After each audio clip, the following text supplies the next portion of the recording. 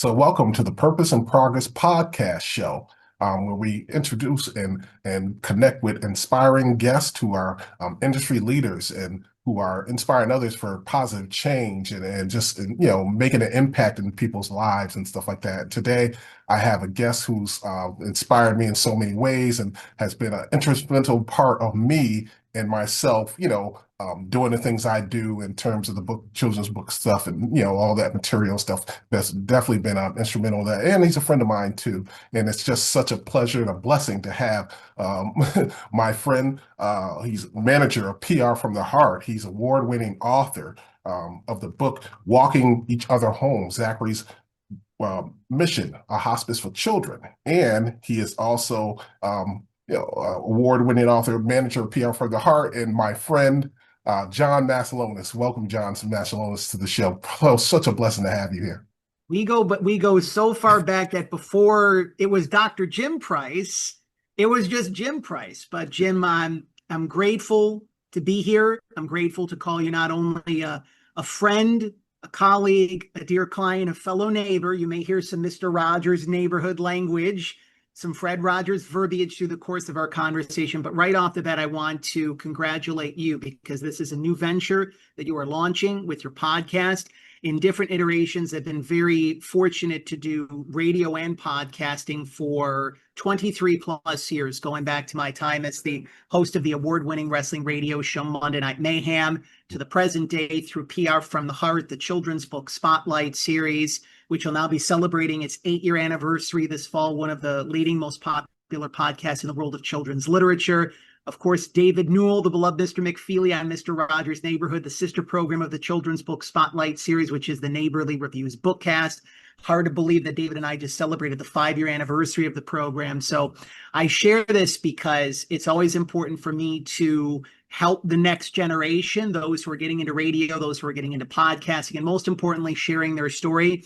And you've had an incredible journey. And I'm very fortunate and very blessed. That's one of our favorite words that we have together, to just play a small part in your journey and just be a reflection of the wonderful work that you're doing for children and parents and families. And as we like to say together, for those who love great children's books. Absolutely. Thank you so much, John. Sometimes people don't know behind the scenes what happens, how everything gets put together. I know we were talking extensively about, building the culture reading, the event that's coming up soon for you and how, much behind the scenes, people don't realize behind the scenes how much goes into a lot of the work that happens. They see the finished product, but they don't always see the behind the work stuff. And they sometimes, people need to have a general idea of how that happens and how people progress to their journey to get to where they are and stuff like that. So that kind of leads us into our first question of when do you kind of feel that your journey began and probably what inspired it? I know even when we were at Building the Culture Reading in Los Angeles, we had a chance to have dinner and talk a little bit. And we were some interesting points you brought up about how you were starting broadcasting with WWE and things of that nature. So, I mean, sometimes people's paths kind of start one way and then the path leads to something else, which, lead to a lot of stuff you do now. But talk about a little bit about that process and how your path kind of started in that way. It's it's interesting. I feel that, and that's a great question, by the way, Jim. It's interesting because there's times where life will take us in a certain direction, and we may not necessarily know how what it is that we're experiencing, moving through, will help us in the future. So it's interesting. Growing up, I wanted to be a sportscaster. I wanted to be the next Chris Berman on ESPN, and I went to school to be a broadcaster. I was a broadcasting major at Buffalo State University, which is part of the SUNY school system. That SUNY stands for, I believe, State University of New York, if I'm not mistaken. I mean, to the point even when it was Buffalo State College at that point in time. And I put all my eggs in one basket. I did an internship through the Empire Sports Network, which was the now defunct television station that covered the Buffalo Sabres, the Buffalo Bisons, which is the AAA affiliate of the Toronto Blue Jays. They cover the Buffalo Bills. And it's interesting because the company was actually owned by John Regas, who used to own the Buffalo Sabres. He used to be the owner of Adelphia Cable as well, to one of the former larger cable companies that was in existence. And it turns out that John Regas was doing some things that he shouldn't have been doing with his company. I believe He was embezzling money. His sons were a part of the process. Long story short, Empire Sports Network goes under. So I put all my eggs in one basket into going into broadcasting, and it kind of, had a little bit of a bitter taste in my mouth. But interestingly enough, around that same point in time, and even going back way, we go way back to the year 1989. And that's when I fell in love with the world of professional wrestling and sports entertainment. Many people remember Vince McMahon's WWE, that is now WWE, owned by TKO, which is, of course, the company that owns the UFC as well. And I was a huge wrestling fan. In many respects, it was one of my first loves. And I was very fortunate while going to Buffalo State University. They had a format called All Talk Monday on the campus radio station, 91.3 FM WBNY. And I started doing a wrestling radio show that was at first titled Big Mosh's Monday Night Mayhem. At one point in time, I was well north of 300 pounds, and my nickname in high school was the Big Mosh. My high school gym teacher, Mark Resnick, could not pronounce my last name, so he called me, instead of Masiulionis, he called me Masiulionis. And then it was a little bit more on the rotund side at that point in time, hence Big Mosh. And that name stuck, but it's interesting because we did the show at Buff State. We did it for 2.5 years. And around if you were to ever create a wrestling radio show back in the day, 2002 was the year to do it. Yeah. That was the year where TNA Wrestling, which is still in existence 24 years later, Ring of Honor, which is now owned by, I should say, Tony Khan, who owns AEW, and whose father owns the Jacksonville Jaguars. So we kind of got it on the ground level with those wrestling companies interviewing the wrestlers. This was before Facebook, Twitter, Instagram. I think it might even been around even before MySpace. Yeah. So it was just grassroots helping wrestlers share their stories. Now, I didn't necessarily look at that point in time. It was more about promoting matches, pay-per-views, DVDs, specials, et cetera, and so forth. We fast forward, and it's interesting because I look back on my time at Monday Night Mayhem, and the show ran for well over a decade. I believe it was close to 12 years, if I'm not mistaken. And during that time, I was fortunate to have relationships not only with TNA and Ring of Honor, but the WWE, VH1, CMT, the Buffalo Bills. And I was very fortunate to travel across the country, go to 5 WrestleManias, and really in many respects kind of like have some childhood dreams come true in many respects. But the show was a labor of love. I was not getting paid for it. And I moved through some health challenges, which in many respects really served as a spiritual awakening for me to release Monday Night Mayhem back into the universe. This also synergizes with the passing of my grandmother. Being part Polish, we refer to our grandmothers as babcia. And my grandmother was my rock. In fact, it's interesting. I actually carry a picture of my grandmother. It's always here in my office. Oh. This is me graduating from 8th grade, and you have my grandmother, Jane Sajecki, to the far right. You have my Aunt Nellie to the far left, if I'm not mistaken. Technically, it's the right side is Aunt Nellie. The left side here is Jane Sajecki. Yeah. But I share this because in many respects, that's really when my life began to change. I realized that there had to be more than Monday Night Mayhem, that there had to be more than working in collections. I also worked in the world of collections. I was the gentleman way back in the day that if someone had a past due credit card bill, I would call up and say, you owe money. Now, even during that experience, it's interesting because I learned the importance of kindness and empathy and compassion, because you never know what someone's going through, right? You never know what someone's going through unless you walk a mile in their shoes. So I knew that there was more to life beyond the scope of that. And this all kind of ties into a diagnosis that I was given 11 years ago, I stand corrected, of testicular cancer. And I feel that that was God's way of saying, John, you can finally learn to love yourself. Yeah. And that's a process that takes time for all of us to really understand. So I had a very, very interesting journey. Yeah, but it's interesting because, maybe this kind of ties in a little bit to when I used to work at Blockbuster Video back in the day. Yeah. For 2 years. When we used to rent movies, Jim, right? Absolutely. And people would ask me, can you give me some movie recommendations? And one of the things that really helped me through my healing was children's books. Yeah. And I was already doing PR publicity work, even more so for inspirational authors and for spiritual authors. And around 2016, 2017, coming off the heels of healing from testicular cancer, I said, you know what? I think it really makes more sense to place even more of my time, more of my energy, more of my focus on children's authors. I had already worked with a few children's authors prior to that, but we fast forward to the present moment, and PR from the Heart has become one of the longest running, most successful PR publicity firms for children's authors, not only in the United States, but around the world. And having the fortune and the blessing of working with celebrities, ranging from Sharon Lois and Bram, the co-creators of the iconic kids anthem, Skinnamarink Dinky Dink, Skinnamarink Doo, we love you, to Carrie Hitchcock, the creator of the Adventures of Baby Brown Bear series. Of course, many people know her husband as well, the angelic voice of the lead singer of Air Supply, just recently celebrated their 50th anniversary, to well-known traditional published authors, John Parra, Catherine Roy, who I feel that they will both be winning a Caldecott at some point in time in the future. And then those authors whose journeys are really just beginning to take flight, self-published authors, hybrid published authors, and all this in a roundabout way is reminding me, and this is one of the things that I love about you and your podcast, what you're doing right now, is the importance of helping people share their stories. I did not know growing up that I was helping wrestlers share their stories and share their journeys. In many respects, I was still trying to feel loved and appreciated and admired and accepted. But now I look at this as the fact that when someone says, John, I feel that you can help me share my story, that is a gift. That is not even just a blessing, but that is a gift. And through the course of my journey, I've learned the fact that nothing in life is guaranteed. Everything really in life is really a blessing in many respects.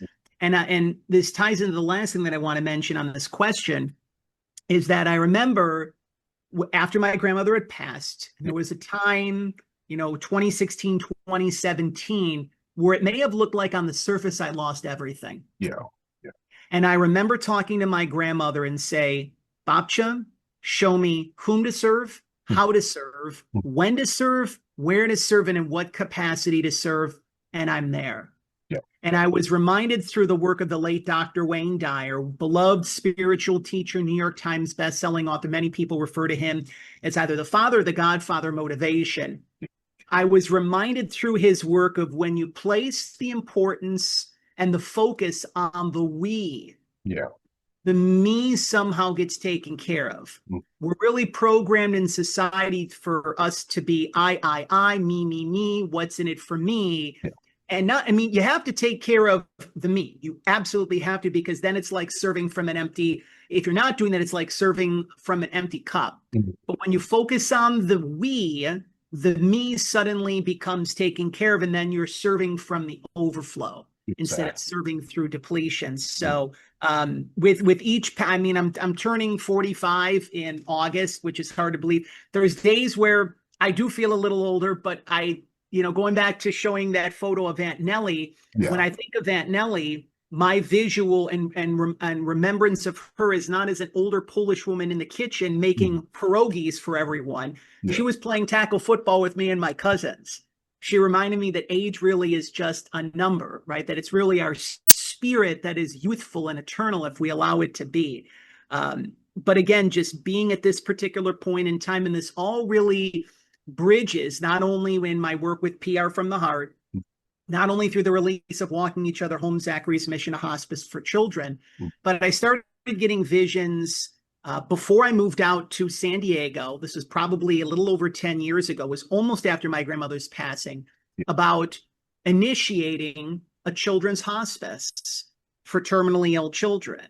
And this goes a little bit more through the course of my children's book, the inspiration for that, because I had envisioned, like, what if there could be a place where children could be in heaven, could experience the feeling of being in heaven before going to heaven, where they could meet their favorite athletes and professional wrestlers and authors and musicians, and have that be a wonderful experience before they transition, so to speak. So step one was moving out to San Diego. Yeah. Step two is getting myself settled. Step three was writing the book. Step four was promoting the book. Step five now is becoming more immersed within the hospice community, beginning hospice volunteer work shortly on Mind of Things. And one of the things that, if there's anything that I really want to impart on your listeners and viewers, is the fact that everything happens in its perfect and divine timing. If God gave us everything that we were meant to receive on a silver platter at one time, we'd spontaneously combust. We wouldn't know what to do with it. So just to take the time to celebrate where you are right now, how far that you've come, and knowing the fact that you do have a purpose. And oftentimes that purpose is connected with your passion as well, too. Absolutely, John. I appreciate you being so candid and honest and open about your experiences, and even in terms of just the self-love. So a lot of people in the world are missing that aspect. They have a lot of work to do, self-love, self-care, self-awareness, and things of that nature that kind of gravitate toward the purpose and opening up the ideas of purpose and where you go on the path of life and stuff like that. And like myself, I always incorporate prayer in everything I do. So I mean, it's all, everybody has their own path and journey, and everything definitely does happen within its divine timing. So, I mean, I thank you for sharing that aspect of yourself, because a lot of time people don't always, understand behind the scenes, what it takes to get certain places and stuff like that. And that's so inspirational, that you share that. I also wanted to ask, I mean, you kind of talked about just a little bit of it, but as far as like obstacles and maybe things that you faced that were maybe challenged you in certain ways to be able to get to where you are today in that aspect. So it's interesting. Sometimes people will hear the term divine storm, where on the surface it could look like anything and everything that could go wrong did go wrong. And in many respects, it could look like on the surface like I did. There was not only the there were different losses that I had experienced. I mean, some were more prominent than others, but the primary one was losing my grandmother. There was the loss of my old identity. I did not know who John Masiulionis was.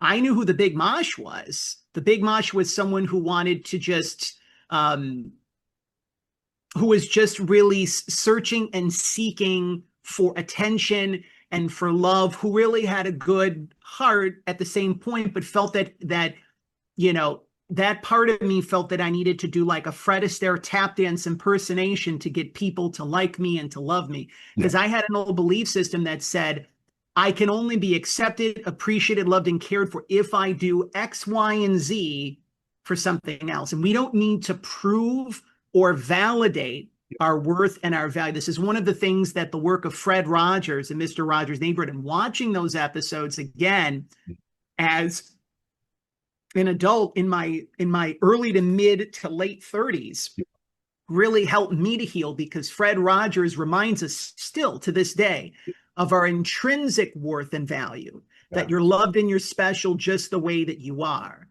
Obviously, again, on the surface, it may have looked like I had lost everything financially. And in many respects, when you have a journey, it's not to say that on the surface it looks like the things are taken away from you, but basically it's a matter of you are building a life anew. You are reconstructing a life based on faith and service and a pure heart. And it's not to say that that wasn't the case beforehand. But again, normally when you hear of people who have gone through awakenings, they've gone through a combination of the health stuff, the financial stuff, job losses, different kinds of experiences that happen along the way. Again, the loss of Monday Night Mayhem. But in many respects, I left everything behind. When I moved to San Diego, people said, well, how many friends do you have out there? You must have, dozens and dozens or hundreds and hundreds of people that you know. Yeah. And I could count the number of people on one hand that I knew was literally starting a completely new life. I moved during the pandemic, the fall of 2020. So it's literally in the heat of the pandemic. And so at that point in time, I would have been, it was 2000 and 2020. So I would have been, would have been 30, 39, if Yeah. I'm not mistaken. Just had to do the quick math in the Yeah. process. You know what that's like being an educator. But I knew that this was connected to my mission and my purpose. I knew that if I trusted in myself, in my journey, and everything that God was asking me to do, even when things necessarily didn't look or sound or feel were like I had all the answers. I always remind people who come into my life, many of us we're familiar with the analogy of the spiritual staircase. Absolutely. Kind of like this, the stairway to heaven, so to speak. Yes. Not the Led Zeppelin stairway to heaven, kind of the other stairway to heaven, right? Even though that's a really good song. But if you don't know what the full staircase looks like, you take that next step. And this is one of the things that I remind authors in the work that I do as a publicist for children's, for inspirational, for spiritual authors through PR from the Heart, is that you can connect to the legendary quote of the late Wayne, or no, he's still with us, Wayne Gretzky, the NHL great, and he said something to the effect of you miss 100% of the chances that you don't take. And many of us, we don't even realize we will have fears of success. I mean, many of us have fears of failure, but we'll have the fears of success, or we're only used to receiving a certain amount. Yes. And this is one of the reasons why I moved from Buffalo to San Diego, because it felt for me like there was an energetic cap in Buffalo that I could only do so much, achieve so much here. And in order for me to truly expand and grow on a heart and soul level, I had to literally go someplace completely different in the process. And, life is not rainbows and gumdrops. I mean, people might look on the surface and say, John, you run a very successful PR publicity company. You're an award-winning children's author. You must have it made in the shade. You must know, all of the answers. And no, I don't. One of the things that I consistently remind myself, and this goes back to the late Wayne Dyer, he always reminds us to I think this was through his book, The Tao Te Ching. And he talks about just flowing with the water and laying low, not laying low like playing small kind of things, but just to really stay connected, stay grounded, stay focused in the process, because life is a combination of, it's really letting go of the fact that we feel that we know everything. Right. I think I'm trying to find the paraphrase that Dr. Wayne Dyer said, that we know everything, we know nothing. And it's kind of like dancing between the two, so to speak. I always consistently remind myself when I end up meeting someone that I don't know the answers to everything, that we can learn something from every single person that comes onto our path. So to have an open heart, have an open mind, not feel that you know everything, because, in this world, there is a lot of ego. And yes, in the world of children's literature, I've seen there is ego and vanity as well, too. So it's just the importance of taking the time to nurture, to love yourself, to stay focused on your mission and your purpose, but also to take those necessary action steps. And oftentimes, when we place ourselves through service and helping other people, inspiring other people, it's interesting how everything, our heart's desires and the wishes that we want fulfilled, can actually come onto our doorstep and into our life. Oh, John, you've dropped so many gems in this interview right here. So many helpful gems, so many inspiring gems, so many motivational ideas and thoughts in terms of helping people progress and stuff, and understanding that sometimes things do happen in its own divine timing, and having a plan and an idea of where you're trying to go, and sometimes the path is a little bit different from where you would expect it to go. But I mean, sharing the gems that you shared today has been such a delight, and I'm hoping our audience has been definitely going to take a lot from our discussion that we had today, and learning more about you yourself, John. Getting a bit more backdrop and understanding of you as a person. Sometime authors and stuff, and managers in the industry, they don't always get a chance to have the audience really understand more about themselves on a personal level, and gravitate in that way. So I appreciate you coming on, John, so much. And I want to ask, how do viewers connect with PR from the Heart and to your books as well? How can our viewers connect to your books Absolutely. and to the PR from the Heart? Yeah, Two things that I want to mention before we begin to wind down our time in the process. That's what we call a segue to the conclusion of the yes. interview for those who are learning about podcasting for the first time.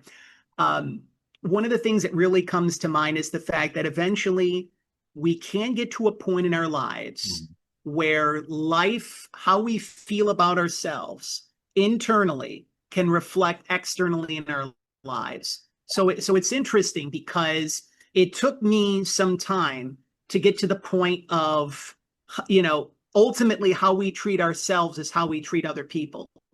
Right. And noting the fact that just envision that every single person that you come into contact with, just imagine like your face on their body. Not saying that you have to, like do that every day kind of thing, but just the importance. I cannot stress that enough, because life in many respects, there's a lot of us that we go around and we want to try to impress and, fit in and, going back to the whole Monday Night Mayhem analogy that I mentioned previously.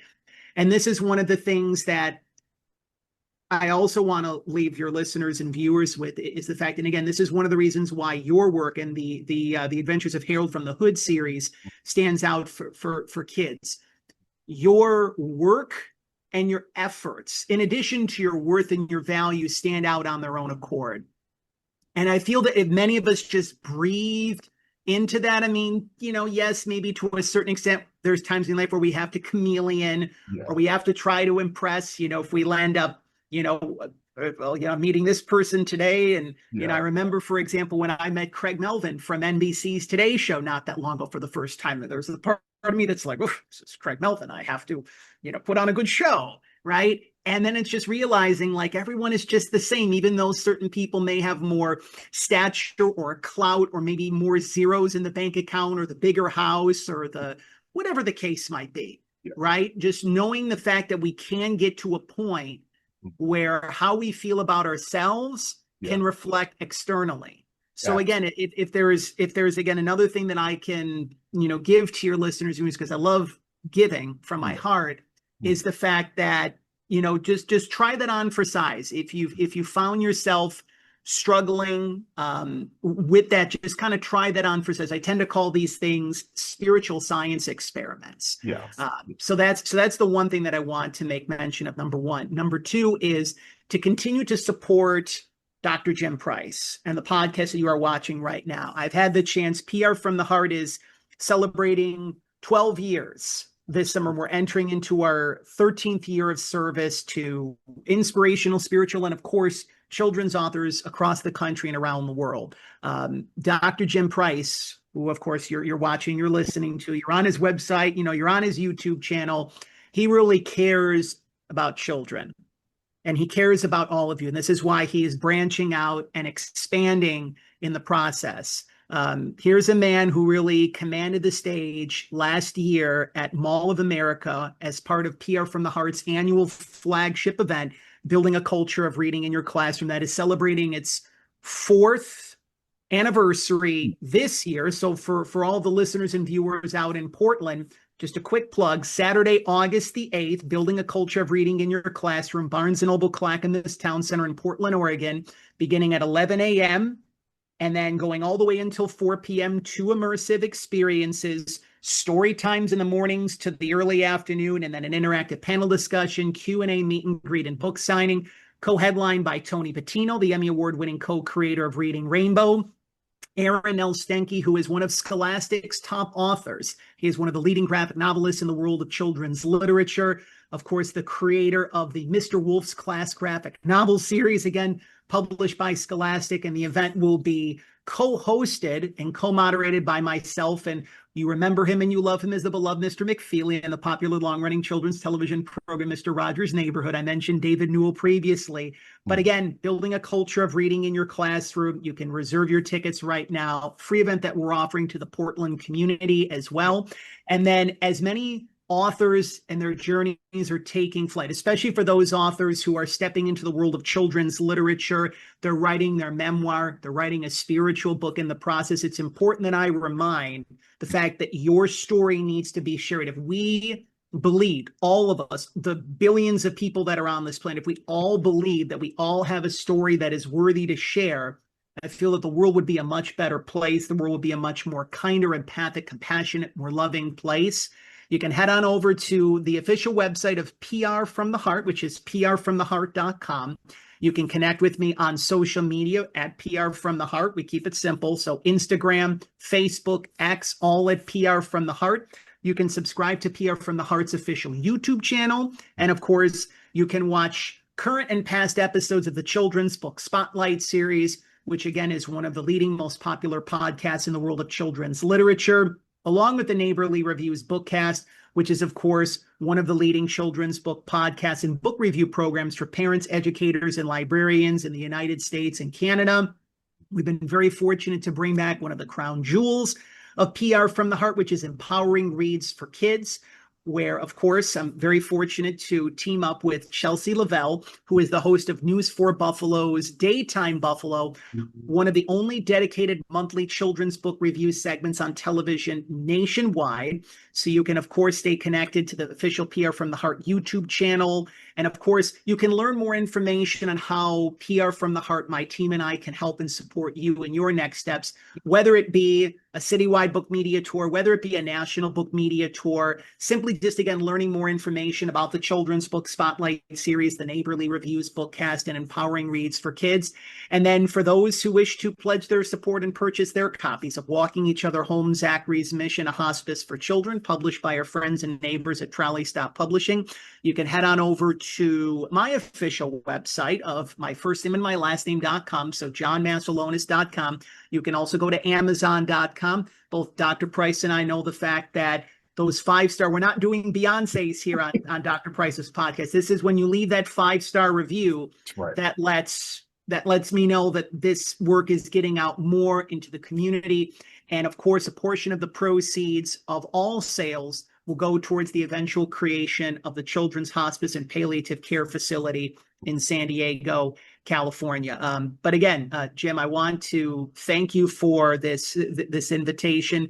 For me, it's interesting, and I'll leave you with this, is the fact that we all have opportunities in life. I mean, life is an opportunity. Each day is an opportunity. Absolutely. And this just goes back to, again, what I told to my grandmother is that on the surface, when it looked like there was nothing working, when it looked like I did not have anything in my life, and I promised her, I said that, for each opportunity that would be given to me, that I would be grateful for that.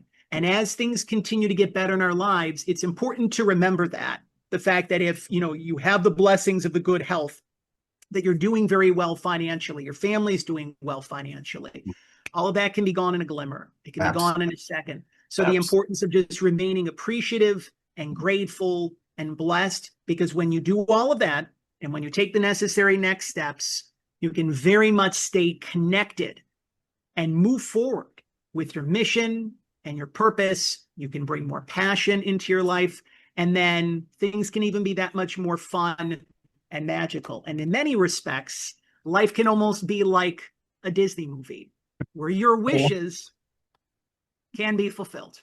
I even brought props for our interview, Jim. I love it. I love it, John. I absolutely. You know what I mean? Hey, once again, you've been definitely instrumental in a lot of things I do too, and I'm so glad that we cross paths in our lives, and we're both continue to be blessed in so many different ways and aspects, and trying to inspire change and youth in a positive way, just not within the U.S. but across the world as well. So I appreciate you having you on and being able to share with you and your journey and the things that you're doing. I know you'll continue to be blessed in your progress moving forward. I'm sure we're definitely going to be working. We have a work relationship and a friend relationship too. So we'll definitely be working together at some point soon too as well. So to our viewers, we're hoping that you enjoyed this conversation on the Purpose and Progress podcast show. Don't forget to subscribe to the channel. And, remember, when you're trying to do something positive, positive things will come out in return. So hope you enjoyed this show here, and stay tuned for next time. Bye.